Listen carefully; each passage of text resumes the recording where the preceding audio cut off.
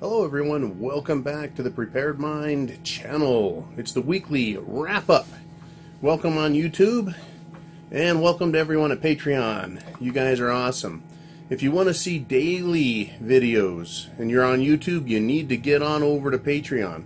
$2 a month gets you videos 6 days a week, and every other week we like to do a live broadcast.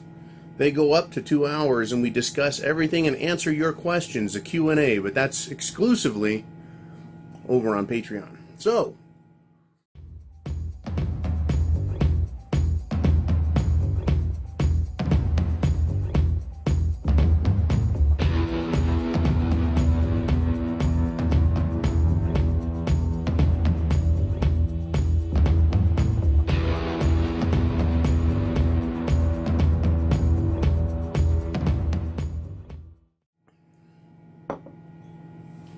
the big question, are we getting closer to shit hitting the fan? Or is the world going to be okay? In my opinion, we're getting closer, so let's talk about why. This week almost has a slow feel to it. Well, that's because we had the 4th of July right in the middle of the week. We had a start up Monday, Tuesday, and then put the brakes on for Wednesday on the 4th, Independence Day, and then we started up again. And we got 2 more days in, but it just feels like a start and stop week. Didn't get a whole lot of what I would normally feel is a lot of momentum. We didn't seem to get that momentum going, but actually it did happen. When you stop and examine what's going on, it did happen. So the start of the trade war has presumably begun. It has its effect. But I think that effect is going to be exacerbated by time, right? By fear. And as more things are exposed, right, we're going to start feeling it. We're going to start seeing it more. Or maybe I should put it this way, because I'm already seeing it and I'm already feeling it. Maybe I should say the media is going to start talking about it a little more. Maybe a lot. Now, we got the trade war, and we have a social war. And it's my opinion that right now we are pushing really hard on the social side, the social war side of shit hitting the fan. So I wanted to make that the main focus of today's video and just kind of delve into it and play with it a bit. So when I say shit's going to hit the fan, and your primary concern, once you have food, water, shelter, clothing, medicine, and a means of self-defense, once you have your preps, once you have your plan together, the thing that's going to matter the most is going to be how other people act. Eeny, miny, miny, mo, right? These fucking people out here, they're going to be the problem. And, how big an area do you need to think about? Well, when shit hits the fan, there's going to be a lot of problems. If transportation goes down because of road closures, basically firefights or gunfights, fires themselves, but, lack of fuel, lack of infrastructure, shit hitting the fan type stuff. People won't be able to travel so easily. So, essentially, as far as you can walk in one day, that's going to be the size of your world, and the people that are occupied inside that 10 miles, they need to be your number one concern. They could be government or law enforcement or military, right? They could be special political interest groups, right? They could be people that are formerly allies and have become enemies, or they could be enemies that you've had all along, and they'll be looking for people like you. So you need to understand those people out there. But, that's social. That's people. It's social. Now, the other war that's going on, I said we have a social war. We do. It's class envy. This person has more money than that person. That is being fomented. It's being, that condition between people's mentalities, it's being tormented, right? That's not the best word.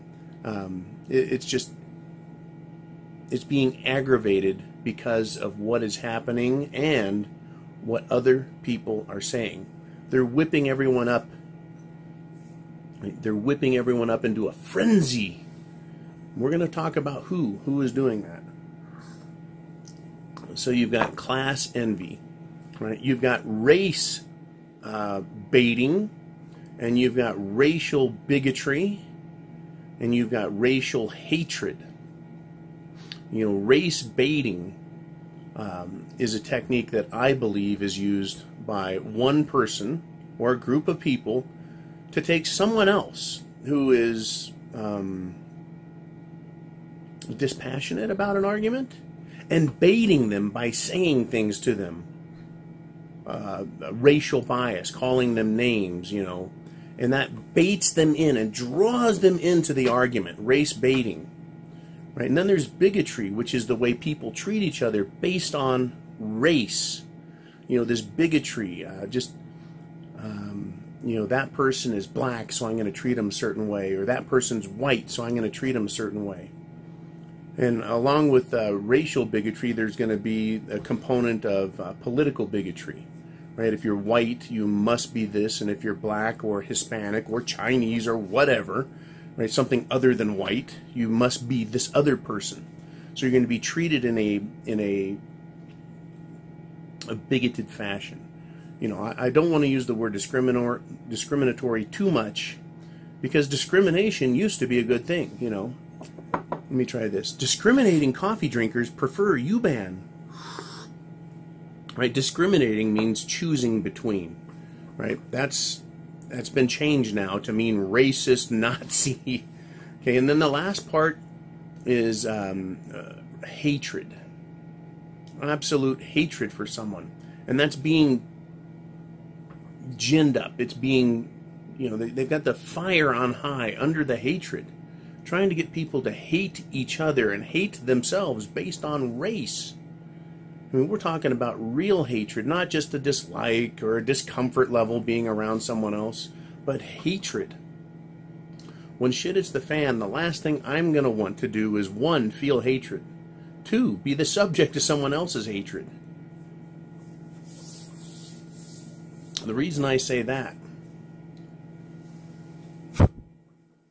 there's a little gnat flying around. Okay, so, you know, why hatred? Because hatred involves heavy psychological emotions, right? It's visceral, right? It comes from the core. And if someone has struck that chord at your core and you vibrate, you resonate with hatred, it gets set off and it causes an emotional response rather than an intellectual one. You know, you can have biases, prejudices, you can have those things, right? You know, you can see stereotypes, but you don't have to hate people. You don't have to hate yourself, right? You don't have to get into a hate mode, but that's going to happen when shit hits the fan because it's being stirred up so strongly right now. So I want to talk about why this is important for shit hitting the fan and how we're getting there this week in particular. You know, we have had an escalation in the media. And it's been going on for a while, but it's heavily escalating.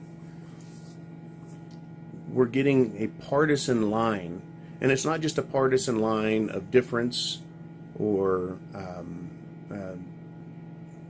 discrimination, you know, discriminating between what is right and wrong politically. It's gone beyond bigotry now. It's gone beyond stereotyping members of other political parties. It's moved on to hatred. Now, what's fascinating is Trump, President Trump, his approval numbers are on the rise. He's going up. More and more people are going towards him. And then there's the movement called #WalkAway, which is for Democrats who have had enough of the rancor that I'm going to be discussing here. They're just walking away saying, that's not me. That's going to affect the election. But it's not going to stop what's going to happen when shit hits the fan and what is exacerbating those problems, exacerbating the mentality. And if you think that even if we have that red wave that Trump is talking about, that there's not going to be an extreme amount of hatred from the left, the wacko left. You bet they're going to become more extreme because they're going to feel more threatened, more isolated, and so they're going to go back to the well. That's what they've survived on the entire adult political life I've had, is watching the left march with iron boots to the left, always. They don't come to the right, they always go left. But what is causing this, or what is contributing to it? What is the symptom that is the evidence we can see that says, yeah, we're going to shit, it's the fan? They're just pushing for this. Trump's numbers are getting better. We're still going to have at least shit, it's the fan light, based on what's going on economically with the economy, the monetary system, yada, yada, yada. But I don't want to focus on that today. I want to talk about the media. And the media includes Hollywood, the entertainment media, and it includes even internet media sources right here on YouTube.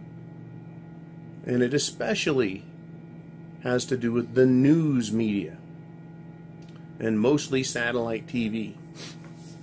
Because that's where the old style of news went. Radio blended into television broadcast news as being the main influencer. News presenters used to be quite a bit more balanced, right? Or should I say, impersonal and dispassionate, like Walter Cronkite. But I believe he was he leaned politically one way. But that being said, broadcast news turned into cable news and satellite news, and it still comes through the medium of the TV. That is still where the mainstream thinks that they have, their foothold, and that's where the left is. News organizations used to have a great deal of respect because that was our source of information, and we wanted it to be true. We wanted it to be verifiable. We wanted it to be reliable. We wanted it to be honest. So you had old Tom Brokenjaw and Peter Jennings or Peter Lemmings. You had all of these guys in ABC, NBC, CBS, and then Fox came along. Got some more variety. But what has happened to it? It has gone screaming to the left. They are not anywhere close to giving us the truth.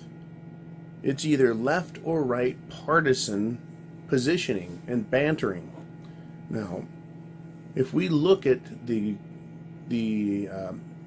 take some qualitative numbers into account, I believe Fox News, if you said that's a positive story or that's a negative story on the Trump administration, Fox News is about 50-50. Some people believe it's a little more Republican, some people believe it's a little more Democrat. I don't care. It's about 50-50. But the rest of them are 90% negative on Trump. 90% and higher. Meaning Trump gets less than 10% of any news story about him presented in a positive light. I mean, you could take a dog shit of a story, a bad event, and try and throw some sugar on it, right, and make it positive. Right? You could do that, but to present everything, whether it's good news or bad news, with a negative slant, that's what we're talking about here. Because there's a lot of good things happening, and politically you may or may not agree with it, but you can see positive things in it. But if you always throw the negative, and that's what the mainstream news is doing. That's what they're doing. That's what the media is doing, and the entertainment side as well. And one of the big examples we've got coming out is this week Mickey Rourke had something to say that was absolutely nasty. Last week we had Peter Fonda and Robert De Niro. And there's people that are saying, look, these are actors. They're famous. And now I'm not going to go watch their movies. Right? The American people have had it. If you're over here on the Trump side, right, we've had it with that, and we're not going to support it. We realize that we can individually decide to not support them in their efforts because they want to make their political bias known. The same way in the entertainment industry, in sports, the NFL has done the same thing. They've politicized themselves so much, whether it's wearing little ribbons or symbols. They're wearing their politics on their sleeve, literally. And through their behavior and the words they say, and people are saying that's enough. Right now, if I was completely unbiased and didn't give a shit and didn't pay attention, it wouldn't matter to me and I'd just do what I wanted anyway. But now when I go and sit and watch a movie, say, now I can't watch a Robert De Niro movie because I'm going to see him saying that. I know what his politics are. He's no longer a neutral actor that can put on this acting veil and pretend to be something else because he is now known. And I think that's a huge mistake on their part, but hey, what the hell, that's what they did. But that's how strongly they feel about it, the Johnny Depp, right? Love Johnny Depp as old Captain Jack Sparrow, but he's an asshole. So I don't want to watch him. I don't want to watch De Niro. Right? Mickey Rourke, who? Right? But all of these actors are coming out, and they are using vulgar language. Language on stage, in public, in front of hundreds of millions of people. Language that makes me sound like a nice guy. Right? These guys are nasty. They want to say fuck you, right? You and Peter Fonda, your kid needs to be thrown in a cage with pedophiles. How horrifying! I don't wish that on anybody. But to involve this political element, it's divisive. It's causing people to take sides. It's building a crescendo of hatred and anger. And it's coming from everywhere inside the entertainment world. Now, like I said, Trump's numbers are going up. At the same time, these people are becoming more and more militant, more and more violent, more, shall we say, and it's hard, I don't know if this word even works with Democrats. They're becoming more hardline. They are less agreeable. They're less open to new ideas. They're less open to examining facts, or at least debating what facts are real facts and which ones are skewed. They're very, very hardline, and it's getting worse. But Trump's numbers are going up, and a lot of young Democrats especially, because who does Twitter besides the president? Right? It's mostly a younger generation thing. Younger generations, they're on all over the Twitter. So that's the hashtag crowd, the hashtag walk away. All of those young voters that Obama sucked in, they're gone. They're going. A lot of them. A significant number of them. And they're going to continue as this rancor from the political left continues. And again, they've got the loudest megaphone. They have as much access to YouTube, actually more, than me and you, because people like me, we are hidden away and tucked into a corner. All of the right wing, the alternative news, right? What's great, Hillary backfired on her, called us fake news, and now everyone looks at CNN, NBC, ABC, CBS.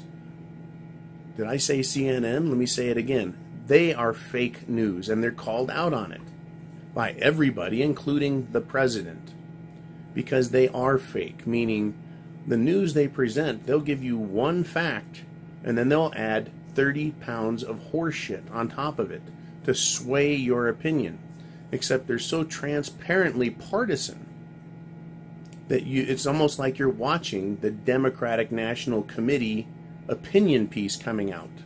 And probably, quite literally, that's exactly what they are. And they're becoming more hardline, more, words like rigid aren't rigid enough. But Maxine Waters is a terrific example of what they're doing. She uses her political power in a newscast to broadcast her message to all hardline Democrats, all extreme left-wing communist types. And what are they doing? They are going out and finding Trump administration officials. They're finding Republican officials. And not just in D.C., but around the country. They're finding us, people who aren't communists, and they're harassing people. Now, if we look at the escalation, and I'm going to use the slippery slope argument, if you look where we were back in the 1990s, a lot of political rancor, arguing, bickering, fighting, lying, name-calling, but on a much lighter scale. As we move closer to 2018 through the timeline, you're seeing how it's not taking a news story and putting a left spin on it. It's taking a news story and making it hard left. It's making up news stories. That's right, making up news. It's not just fake news, it is a complete fabrication.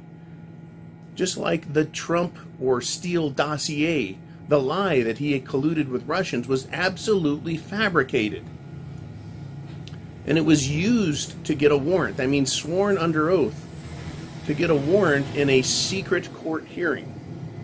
And then that document was leaked to the news media. It was false all along. And that's where we're at, way over here in 2018. Just lie, lie, lie. And it's building this hatred because people on the left want to believe the lie. And I, over here, wherever I'm at on the freedom side of the scale, I want to believe the truth. So I don't just, if it's not coming from a Democrat, I don't buy their shit instantly. But when we talk about, are we closer to shit hitting the fan this week than last? Yes, we are.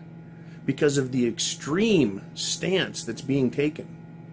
The calls for violence, the calls for violating people's rights, it is astounding the level that is occurring.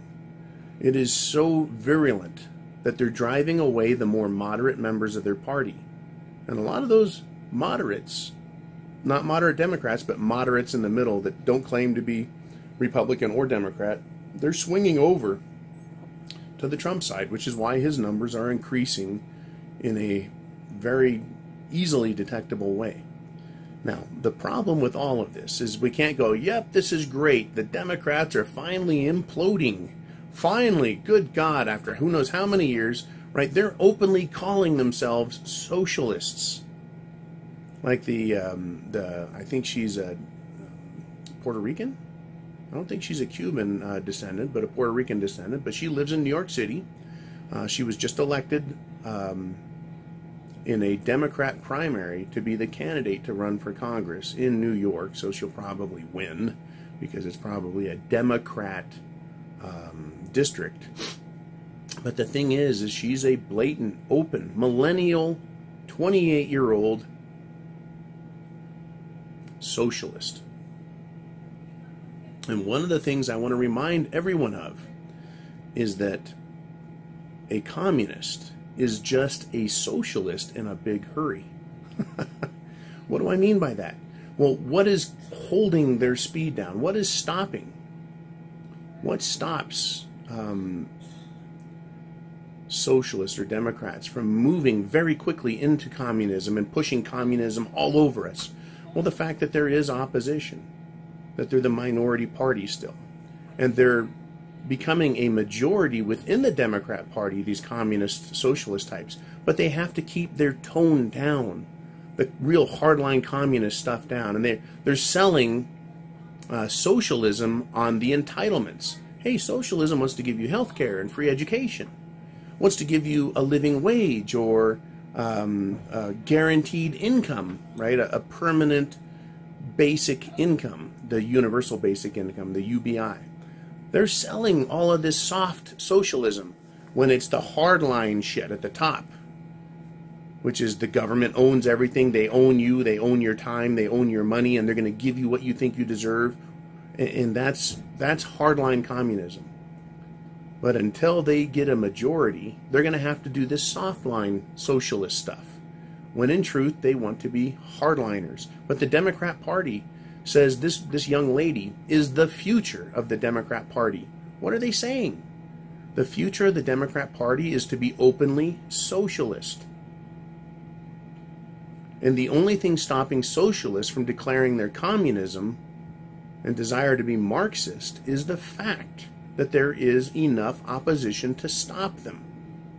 The only thing that allowed communist regimes to come into full power, declare their Marxist beliefs, is when they have an open revolution and coup and take over the government and then use the military to enforce their communist concepts and declare all other forms of law null and void, illegal, and that communism is it.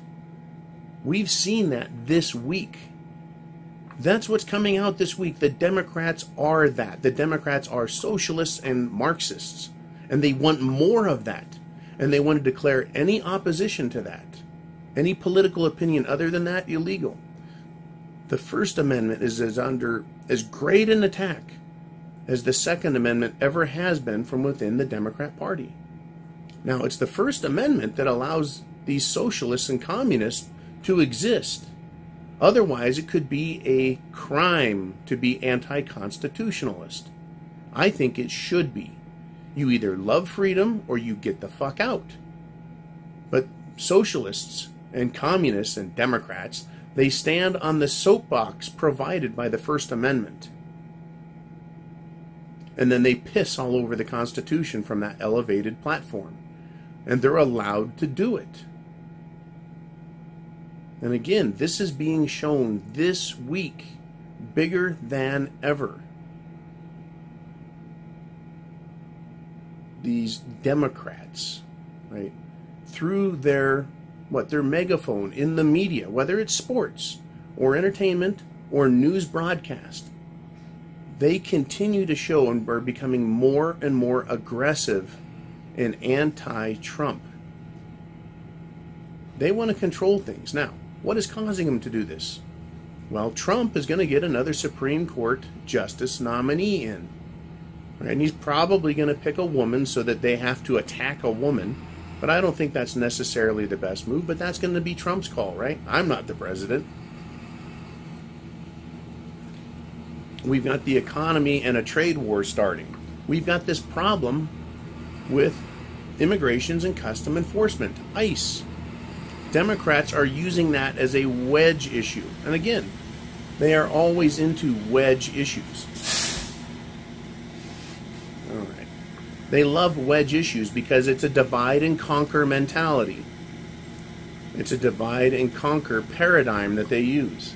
So you're either for, separating families and children, and they throw out all of this flash imagery that's supposed to give you a visceral response where you react emotionally. One moment.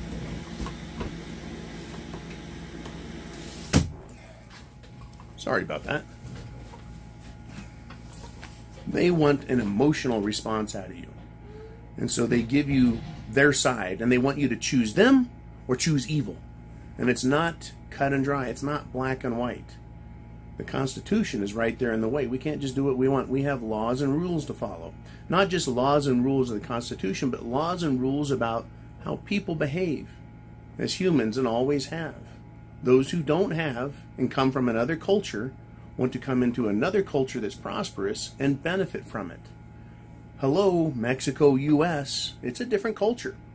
Different laws, different culture, different thinking, different wealth. There's an inequality between the wealth of both nations. As a result, those from Mexico and other South and Central American countries, they want what we have. Can't blame them, but you're not entitled to it. Right? You're not entitled to it. So that's this division that's being created by the media, and they're using it as a wedge to get people over to their side. Except they're doing such a piss poor job of it that people are going the Trump way. But the media is so blinded, just absolutely blinded by their dogma, by their desires, and by their fear. What is there now? 30,000 indictments that are sealed by the government? I hope those indictments mean getting arrested, and that all these illegal cocksuckers out there get arrested for whatever crimes they've committed. Whatever corruption they're involved with. I hope they all get arrested. That's a lot of people in D.C. and other state political offices that are going to go down. I'd like to see some arrests.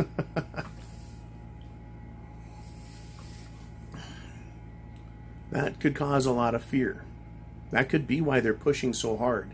Because for them, it's do or die.